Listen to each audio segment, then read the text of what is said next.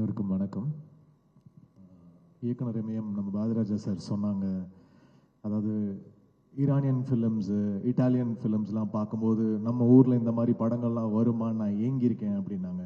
எனக்கு உண்மையாகவே வாழை பார்க்கும்போது எனக்கு ஒரு மஜிதியோட ஃபிலிம் பார்க்குற மாதிரி தான் இருந்துச்சு. ஒரு ஃபாதர் மாதிரியோ இல்லைனா அவருடைய சில்ட்ரன் ஆஃப் ஹெவன் அந்த மாதிரி ஒரு பியூட்டிஃபுல்லான ஒரு ஈரானியன் சினிமா பார்த்த மாதிரி இருந்துச்சு. ரொம்ப தெளிவான ஒரு ஸ்டோரி டெல்லிங், நிதானமாக அழகாக சின்ன சின்ன டீட்டெயில், ஒரு வீடுனா எப்படி இருக்கணும், ஒரு ஒரு ரூரல் வில்லேஜில் எப்படி இருக்கணும், ஒரு தட்டு எப்படி இருக்கணும், ஒரு சின்ன சின்ன டீட்டெயிலுமே அவ்வளோ ரியலாக நான் வந்து எந்த படத்துலையும் பார்க்கல. அவ்வளோ டீட்டெயிலிங் பண்ணியிருக்காரு.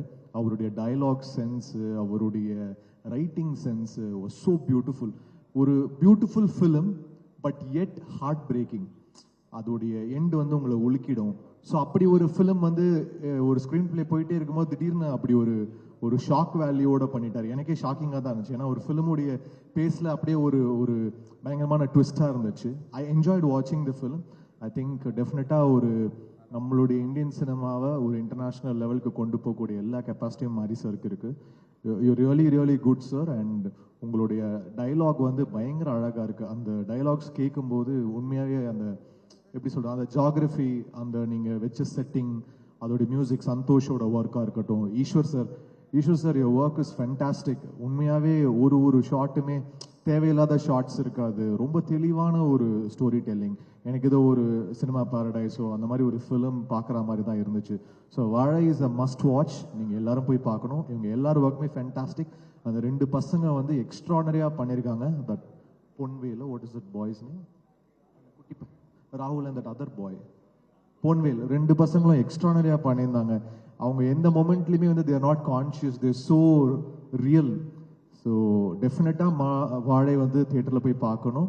சந்தோஷோட work, Eswar sir work, dialogue work, art direction, editor, every one. And இந்த படத்தை திலீப் மாஸ்டர் டிஸ்ட்ரிபியூட் பண்ணுறாங்க. அவருக்கு என்னுடைய வாழ்த்துக்கள். Congrats Dileep master. அப்புறம் மாரி சார் சினிமாவில் இன்ட்ரடியூஸ் பண்ண ரஞ்சித் சாருக்கு வாழ்த்துக்கள். Thanks for Thangalaan sir. You are a great inspiration for us and thanks for giving us Tangalan. So thank you. எல்லாரும் எனக்கு பயமாக இருக்குது எல்லாரும் முன்னாடி பேசுகிறதுக்கு.